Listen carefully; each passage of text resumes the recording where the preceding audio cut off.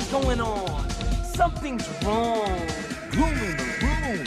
Outside is the storm. All alone in the crib. Certified check, What? cash or money order. Yo, is that what I did? Did I see something move? Hey guys, welcome back to the Fandom Show. I'm very excited about tonight's episode for a couple of reasons. Number one, it's our next Ghostbusters episode, and I absolutely love Ghostbusters. The other reason I'm stoked about this is because it's actually our 1-year anniversary. Yes, believe it or not, I've been doing this for a year now. It's been a big learning experience for me, but I've made a lot of progress and things have just been getting better and better and better. So I'm very excited, and I think our second year is going to be even better than our first one is because I've got some momentum going on this now, and I think it's going to be fascinating to see where it goes from here. So hopefully you'll stick with me for another year. I've got a bunch of great stuff in the pipeline, and I'm very excited about what's coming up. I wonder where the show could be going next. Okay, so with regards to Ghostbusters 2, we're going to start the same way we did with the first one, with the basics. The movie was released on June 16th, 1989. It had a budget of $37 million and earned about $215 million worldwide. If you remember from the previous video, that's about half of what the first one made, and we'll get to why in a little bit. The film had a runtime of 108 minutes and had some mixed critical reaction. One of the things that's most noticed about Ghostbusters 2 is how different it was from the first one in a lot of respects. Well, the reason for that was that in between the first movie and the second movie, this happened. The Real Ghostbusters was an animated series that became very popular and followed the first movie. However, they made some changes to the setup and the characters. And so when they were designing Ghostbusters 2, the producers wanted the filmmakers to make it closer to the animated series because that's what a lot of the fans were familiar with to that point.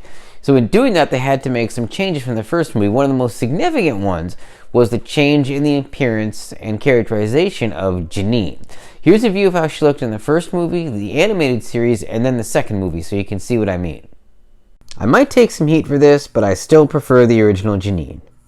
In addition to that change, Ghostbusters 2 features absolutely no scenes with the characters smoking. Those, of course, were very prominent in the original movie. Slimer now lives at the firehouse with the Ghostbusters, which of course is a major plot element of the animated series, for those of you who are familiar with that. And the tone of the film in general is much more family friendly. The original actually had a lot of adult themed jokes and not too thinly veiled sexual innuendos. Second movie dispenses with all of that. It's much more PG rated, even though both films are rated PG. PG movies were a lot looser in the 80s. Did you know that some even had nudity in them? The main villain of Ghostbusters 2 was Vigo the Carpathian, also known as the creepy guy in the painting. I mean, really, who wasn't weirded out by this dude a little bit when you were a kid? In fact, Vigo was based on Vlad the Impaler, who famously was also the inspiration for Bram Stoker's Dracula. The actor who played Vigo was a German actor with the very German stage name of Wilhelm von Homburg. He was actually a boxer and a wrestler before he became an actor, and he walked out of the Ghostbusters 2 premiere when he discovered that his lines were dubbed by another actor. Sadly, he passed away in Mexico in 2004. But this creepy smile will live forever. A few other interesting tidbits about the movie. During the sequence where the army of ghosts attack New York, a woman's mink coat comes to life and chases her down the road.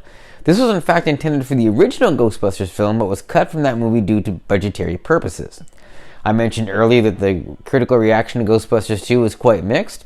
One notable critic, Bill Murray himself, who said that he was disappointed and thought that the movie should have had far more Ghostbusters and far fewer special effects shots. Also, the proton pack props were exceptionally heavy, so much so that they designed lighter versions that the actors could wear in distant shots so they wouldn't be stuck wearing the heavier props all the time. Heavy? Maybe. Insanely cool looking? Absolutely. A baby features prominently in the story for Ghostbusters 2, and as is normal industry practice, they use twins to portray him.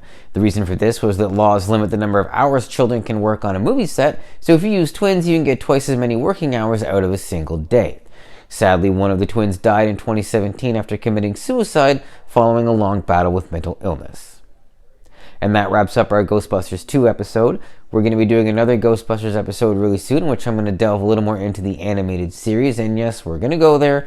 I'm going to talk about the 2016 movie, but I'm not going to go and straight bury it. I'm going to be even-handed, and, well, you'll see what I've got in mind. That's all for this time on the Fandom Show. Thanks for watching.